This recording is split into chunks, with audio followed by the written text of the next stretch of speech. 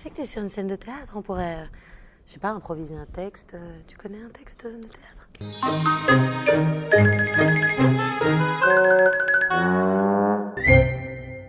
Nous allons parler d'une pièce de théâtre qui s'appelle Promenade de santé, Voilà, écrite par Nicolas Bedos. par Nicolas Bedos.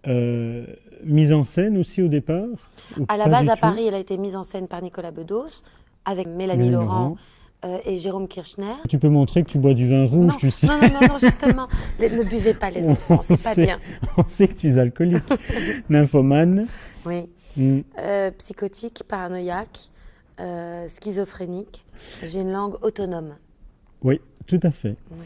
Est-ce que votre rencontre avec Nicolas Bedos s'est bien passée? Quand on a appris qu'il allait venir nous voir, on n'était pas fiers du tout. On avait très fort le trac.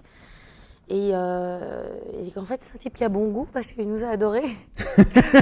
Donc, j'aime beaucoup Nicolas Bedos. Moi, je pensais à vous quand je vous regardais, à toi et à Charlie, en me disant putain, vous devez rentrer chez vous, mais lessivé, quoi. Oui, mais c'est ça.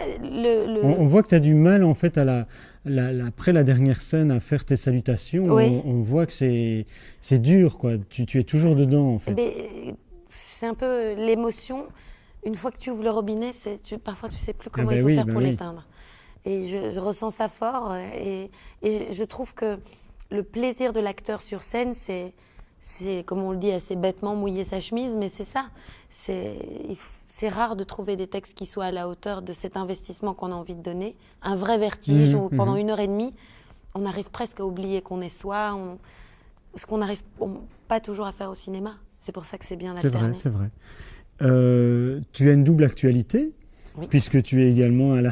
Mais bois, hein, si tu veux, bois. Voilà, j'ai donné de ma personne ce soir, il faut que je boive un petit verre. Tu as une double actualité, puisque tu es également à l'affiche du film de ton père. Tu joues avec ton mari, tu joues avec ton père.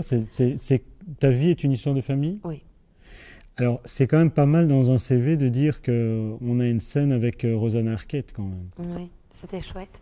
C'est Patricia Arquette. Patricia, Patricia Arquette, mais qui est aussi sympathique que sa sœur, très différente, et hyper sympa. Elle fréquente la famille Arquette. Oui, Patricia vient souvent dîner chez nous, n'est-ce pas, Charles?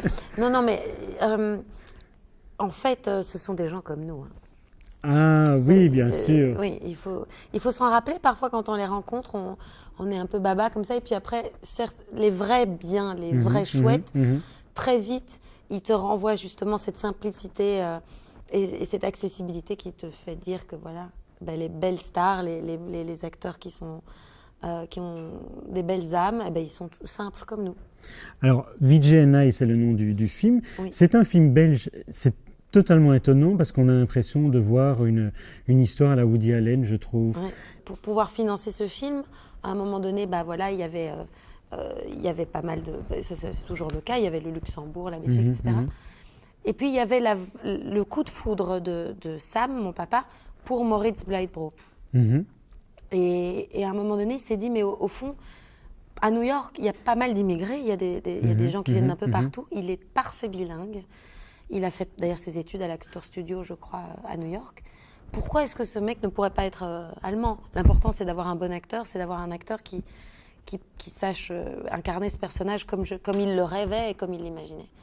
Et puis Patricia Arquette, elle a lu le scénario et elle était tout de suite emballée.